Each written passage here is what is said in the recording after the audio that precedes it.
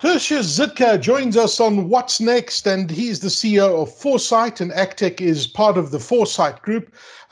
Tertius, good to see you. How's, we got semi-lockdown now, right? Level 1. How are things going on your side? No, I think, we can't complain really, Aki. Thanks a lot. We had a tremendous year last year. Our results will be out soon. I think, like I always say to some people, our Salesman of the Year award will go to COVID. So I think we were at the right place, the right time. And I think the good thing was that this really expedited the whole fourth industrial revolution for businesses. Very much so. And the guys had said, no, it will go away. It's here now to stay because our conditions will not change very soon. No, that's spot on, Tertius. I mean, we're going to be talking about this change, and I think that change is one of the most difficult things that people struggle to deal with, right? And I mean, you often hear of the term ACM. I mean, you've discussed this on many occasions, which stands for adoption and change management. And I think that many people are struggling with that. Now, as a CEO, what would your advice be for other CEOs going through this exact ACM moment, the adoption and change management within the organizations? And you look at the effects of the COVID-19 pandemic, how it's, as you said, changed everything, accelerated everything. How important and vital is this adoption and change management in today's way of doing business, should I say? I think the big change now with why we call it nowadays ACM was like recent. It's really the old days of change management. You get a lunch bar and a lacquer-free cappuccino, and then you must log into a new system. That's the history. Okay, that's pre-COVID. But so now the big emphasis is on adoption, and I think the big things there is that employees need to understand, the benefit of new technologies and tools. I mean, as we doing this interview today, a year ago we would have traveled to Joburg somewhere and had the interview there, and battled with parking and speedkoppe and whatever. So the big thing is to get those employees now ready for this new environment, and to get them to buy into and to adopt basically that this is the future for the new business or the company that's doing right now. And I think the thing that's very valid is that the Foresight methodology we adhere to the standards, the ACM standards, as laid down by Prosky. And, but we also focus a lot on Industry 4 to do that transformation that everybody constantly now think, transformation, the fourth industrial revolution, where am I going to improve my organization that we survive into this new future? Now, tell us about the Foresight Group and how you guys fit into this. So Foresight is a listed company on the Johannesburg Stock Exchange, for, I think we're now our fourth year now. I became the CEO a year and a half ago after some major shareholders changed the board. I think the one thing that's clear, luckily in the world still, the shareholders dictate the board, and the board then must deliver for the benefit of those shareholders in the form, hopefully, of dividends. Okay, so yes. What's quite unique in the group is that we've got out of our 400 employees, 90 of them as engineers, 200 accountants, and then a lot of data scientists and data and IT people, and we basically converge these worlds of operational technologies. That's the engineers, running all the factories and the plants and the machines, and the information technology world. That's the accounting systems, payroll, back office, the platforms that we use. And if you converge that into a real new world, and we call that thing that we create then Enterprise 5.0, you get this new. We've got 3 clusters that's delivering our business solutions, so it's OT, IT, and then the business environment. So that's where all the platforms like Office 365 and data analytics, the developers sitting there, and they all, work together. And this is quite unique in one company to get that under one roof. And Oh, that's amazing. Imagine the change that must happen, from implementing a new ERP system and touching the engineer side. I always said in the past, the only common thing between the accountants and the engineers was Excel, and then there were two versions of Excel. But so the big things to consider now is data and data integration, of course, and then hybrid cloud, solutions. So you still need stuff on the ground, like at the factories, and everything can't be in the cloud. So hybrid cloud, and then automatically we get cybersecurity that comes into place as well. And now you must actually, then with all that in mind, we built this adoption change management practice that's really been going very well and delivering for us very good results. And I think the big sell to other CEOs is you don't want to do it over again. Okay? Yes. So let's start right, and let's start with the people. That's the first point, Yeah, I mean, you talk about this adoption and change management. I mean, how's this concept grown over the years? Can you define what it's all about a little bit further for us, and why did it actually grow so much? I think in the past, it was announced, we're getting a new system when? Tomorrow. Okay, that was the old way. It was like a statement. What do you want to ask? Do your work. Okay, so now it's the first thing. There's like this principle that we follow. We call it ATCAR. First thing is awareness. To start making the people aware. We need this, and this is the reasons why, and this is where we're going forward to. And then you need to create the desire with them. We want this. Okay. And as soon as somebody wants something, they buy into it. Okay. And then you need to give them the knowledge. Okay. What do you need to know in order to run this new system? And then the ability as well, like tools, or maybe, if they need new equipment or whatever to run that. And then you need to reinforce why this is so successful all the time and give them results back. And that's really the principles of the PROSKI methodology. And they call it that ATCAR. That's the abbreviation for those 5 topics. Yeah. I really think you are spot on in what you're saying, that COVID has changed everything and has accelerated so many things. Now, how does adoption and change management fit into this new world of transformation that is going at such a rapid pace at the moment? It's I think the unique thing about the adoption change management is it's really starting in the beginning, right at the goal phase of where we start anything on implementing new systems, or whether you go onto a simple thing like a new email or whatever, and to use that, like I said, the benefits is the main thing that you need to sell to the users that's going to use this new platform. The fact is that if you don't change, somebody will change. Somebody will come in and take your customers at a much lower price than what you can do. So it must be very cost effective as well, So I think the big thing is that it's a sort of a new world for all the businesses to do this and with this new technologies or new methodologies, but it's really paying off very well. So the ROI on that is really the speed and then the success rate as well. And this is a proven technique when you talk about adoption and change management. And it's been happening for years and years, as you highlighted. So why do we need to implement this as part of that project change that you talk about with all of this that's going on around us? Because if you don't do it, you will fail. I think there's stats out that, without proper project management, any project will fail definitely. So this is just a crucial part of that. So, and we will not implement a system if we don't do this today. So that's the way we operate in our company. That's the golden rule. We will not implement a new system if we don't do adoption change management as well. There's a negative effect if businesses don't adopt and implement these changes that you talk about. What are those negative effects that can happen? Well, the biggest effect is that the business will close down. Okay, maybe not.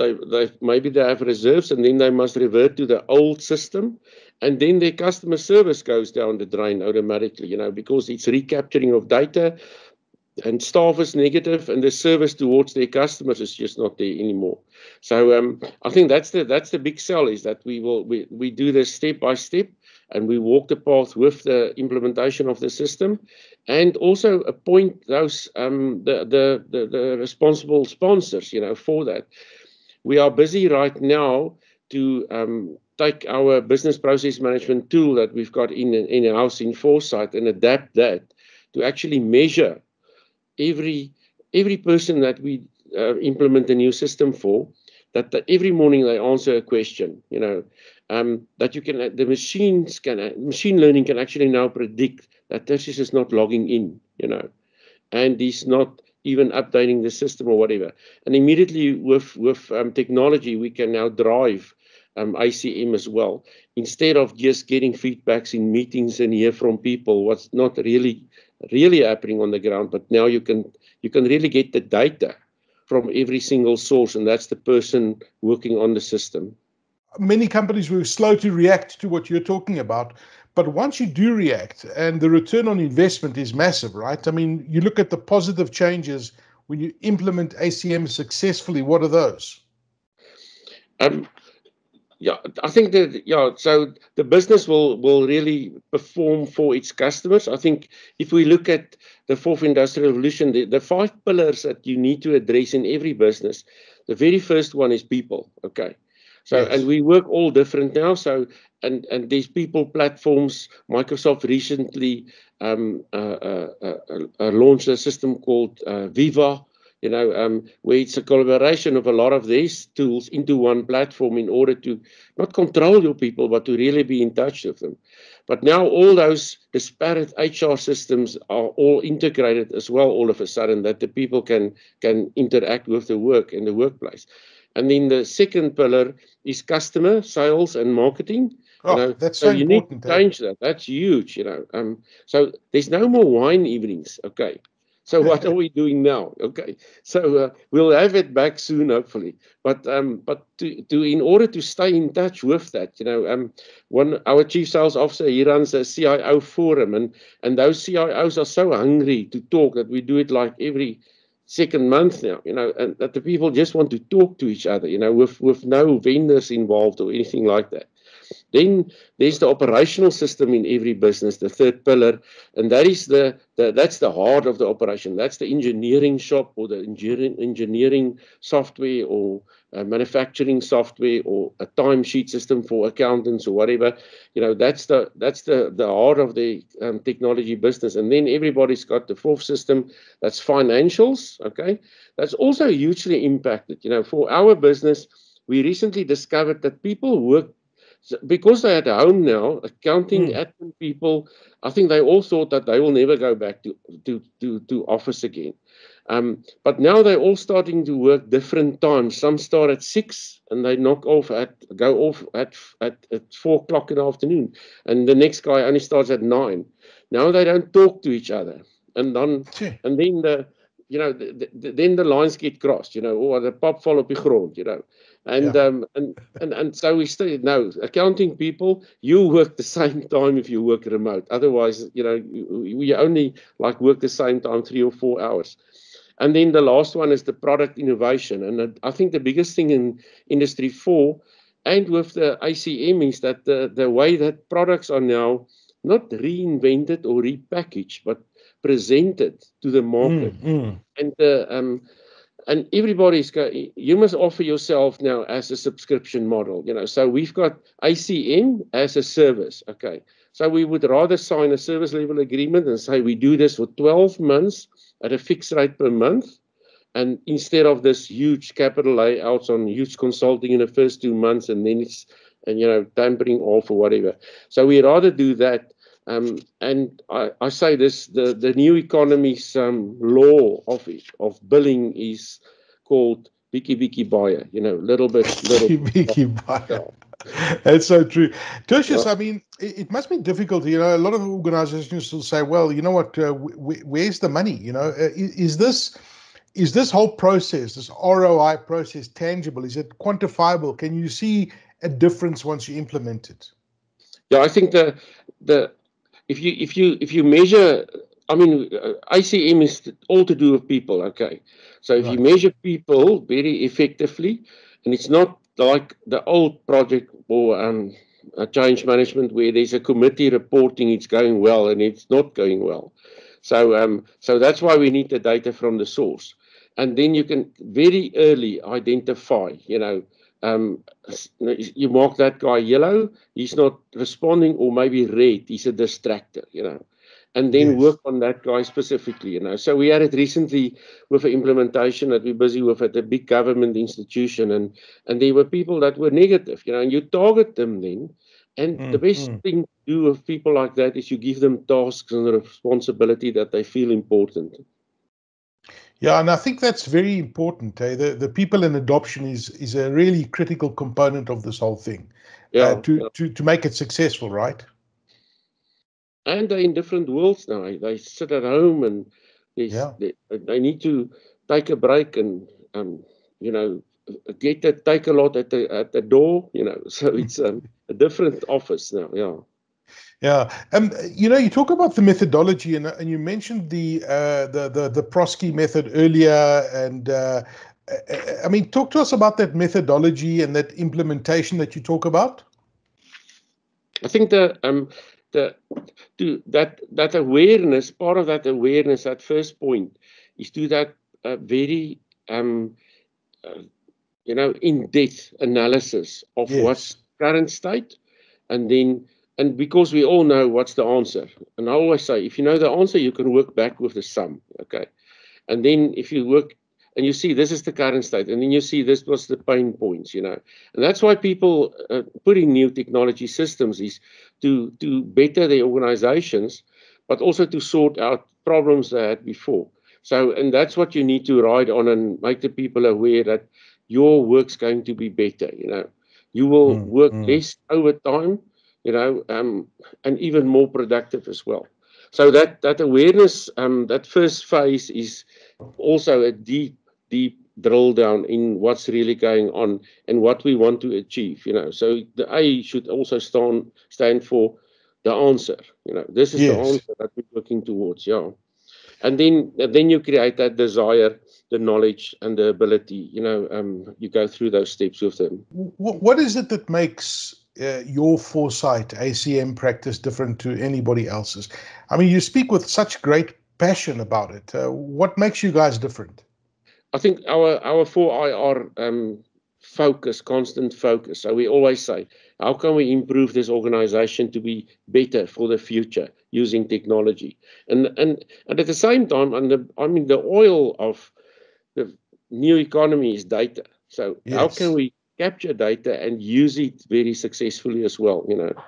That is the thing that will. I mean, we always say we take our customers from no sight to Foresight. Okay. So somewhere some people's got spreadsheets and whatever. I mean, that's really no sight. Okay. Yeah. Yeah. Not historical stuff, but really predictive analytics as well that we can go into the future with them. And we recently have signed a agreement with Bitbase. They bought their Alice framework, so we're using that very well in our environments as well. So interesting. I mean, Tertius, it must be very interesting to do this and implement this kind of strategy and this change management that you talk about. But your company has to be proof of the pudding, right? And walk the talk. What Yeah. did you guys do internally at Foresight to adopt what you're talking about? Because I guess that you've used yourselves as a learning tool and a platform, and whatever you've learned within your organization, you're applying to your customers, right? Yeah. So we started implementing shared services for the Foresight Group since the first of this year, 1st January this year. So we still on, I think, about 7 accounting systems. Wow. But we're going on to one big one. The plan is to have that by mid-year. And then what we started doing last year, we had a big conference that we hosted on a platform, a European platform, and it was like building an avatar of a conference center, like a Sandton Convention Center, and the people Wow. could go into the door and hear people talking, and you could go to a exhibition and you see who's standing next to you, in that same environment. So, and people chatting, and we got all that data back.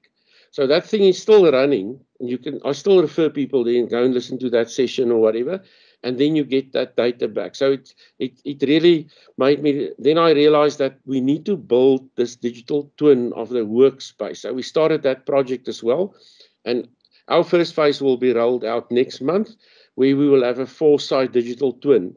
So as I go into the office in the morning, if I'm in the office physically, I can see who's at their houses, who's maybe at the customer store or whatever. But you see that real world in the cloud now versus, Wow. where it used to be in an office where you couldn't see who's not there. Okay.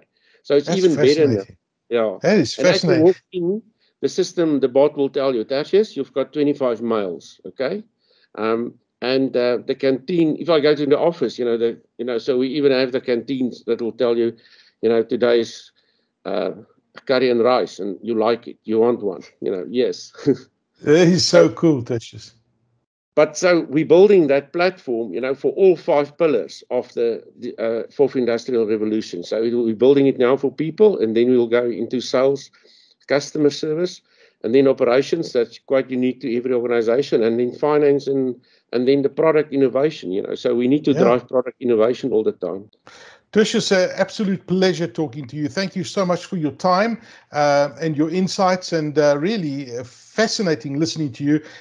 Tertius Zitzke is the CEO of Foresight. Look out for the Foresight and the 4 all over the place. Yeah, absolutely. I love it. Thank you so much, Tertius. You look after yourself. Yeah, all the best. Thanks a lot. Thank you.